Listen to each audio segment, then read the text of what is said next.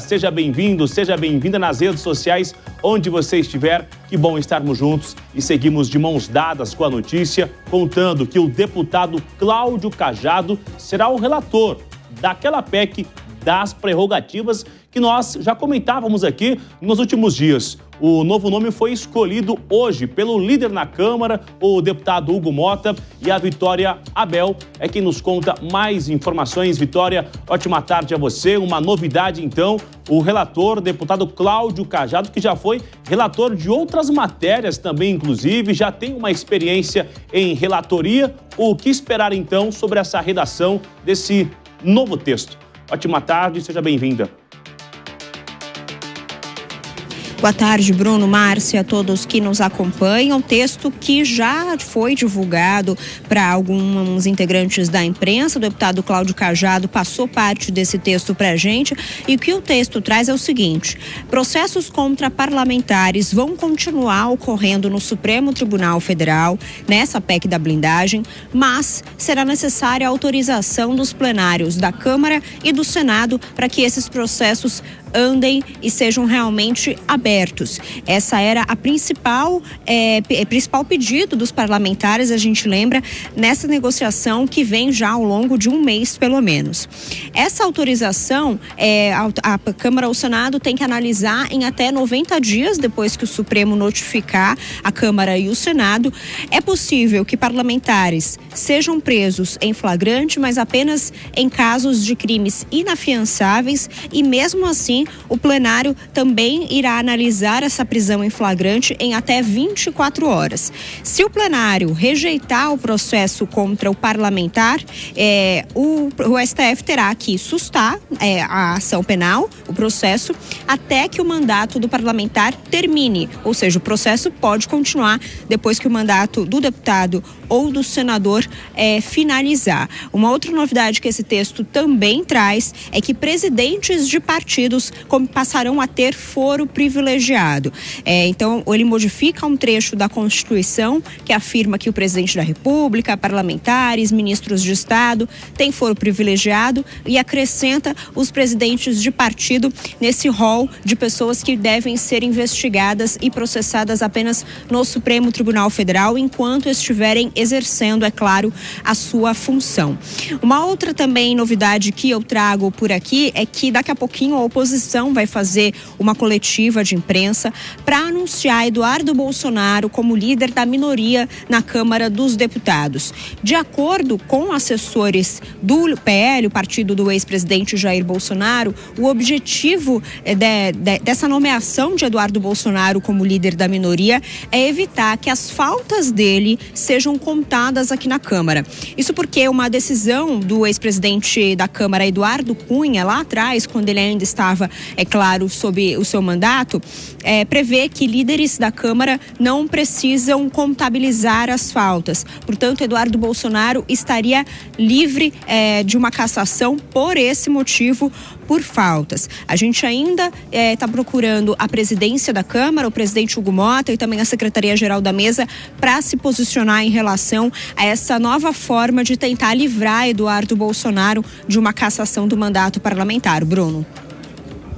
É uma ginástica, uma informação que chama a atenção, inclusive sobre retirar de uma mulher, retirar da deputada, da Carol de Tone, essa liderança da minoria. Ela que já tem, inclusive, ontem uma fala de Valdemar Costa Neto, dizendo que ela, então, aparentemente não será candidata ao Senado, será outro nome, e agora tirando até mesmo ela como líder da minoria. Essa foi uma decisão, então, para salvar o mandato justamente de Eduardo Bolsonaro, né, Vitória?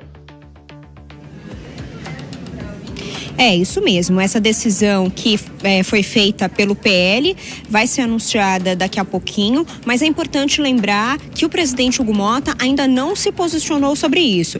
E como essa previsão de que líderes da Câmara não têm as faltas contabilizadas foi feita por um ex-presidente da Câmara, por Eduardo Cunha, numa publicação da mesa diretora, também é possível que Hugo Mota reveja essa decisão da mesa diretora e modifique, portanto, essa regra. Então, tudo pode acontecer ainda hoje nessa repercussão dessa nova decisão da oposição para tentar salvar Eduardo Bolsonaro. Bruno.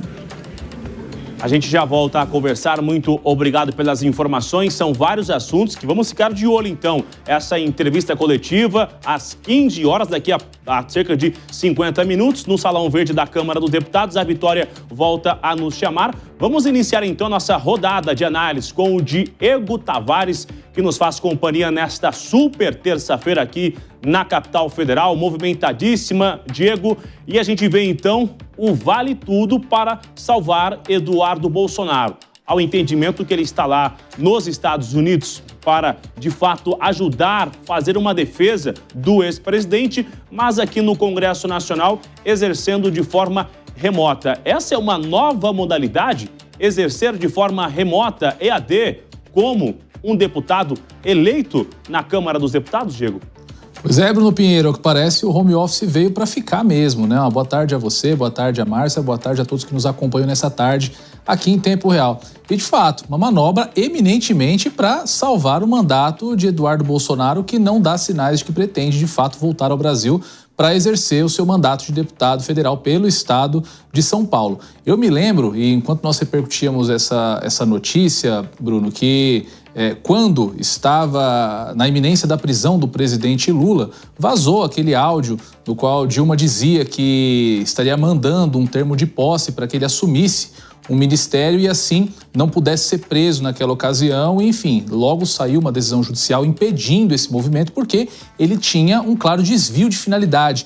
Lula não seria nomeado ministro para que de fato exercesse um trabalho pelo Brasil, mas somente para escapar da prisão. Me parece muito similar a esse movimento da oposição em nomear Eduardo Bolsonaro para um cargo, não para que ele exerça de fato a liderança da minoria na Câmara, mas para que ele possa se manter como deputado a despeito de suas faltas. Eu tenho certeza que não só a presidência da casa, a mesa diretora, vai se debruçar sobre esse tema, como você disse muito bem, para quem sabe rever a portaria que foi editada pelo então presidente Eduardo Cunha, mas também em relação à finalidade da edição desse ato. Muito possivelmente isso vai gerar um grande debate, como é de costume quando nós trazemos esses assuntos que tocam mais a polarização para o campo político.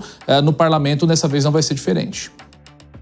Repercussões imediatas, vamos ficar de olho, vamos ouvir também as análises dele, Mano Ferreira, que chega agora ao vivo também aqui em tempo real na Jovem Pan. Quero voltar contigo no assunto anterior sobre o relator, justamente que vai estar na PEC, que vai ter uma espécie de blindagem para os parlamentares que nos últimos anos se tornaram alvos de investigação tanto da Polícia Federal, operações que ocorreram lá na Câmara dos Deputados, e tem ali um certo incômodo com esse comportamento, com essas autorizações do Supremo Tribunal Federal. Esse seria um recado direto para o Supremo Tribunal Federal, dizendo que é necessário resgatar uma autonomia do Congresso Nacional, Mano? Pois é, Bruno, muito boa tarde para você, boa tarde para os colegas e para a nossa audiência.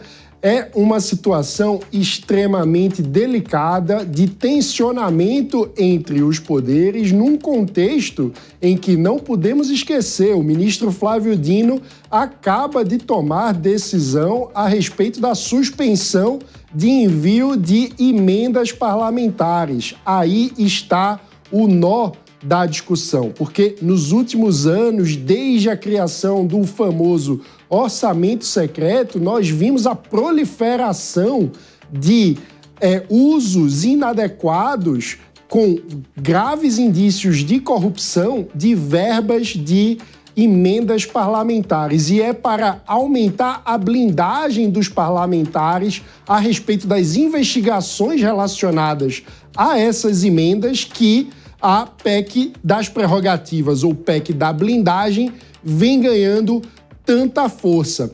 O ponto é, há um aspecto legítimo em dizer que nós não devemos ter, digamos assim, os parlamentares sempre com a cabeça no pescoço, a corda no pescoço. Isso é um ponto importante, mas imunidade parlamentar não pode virar sinônimo de impunidade. E esse é o risco que nós estamos correndo, Bruno.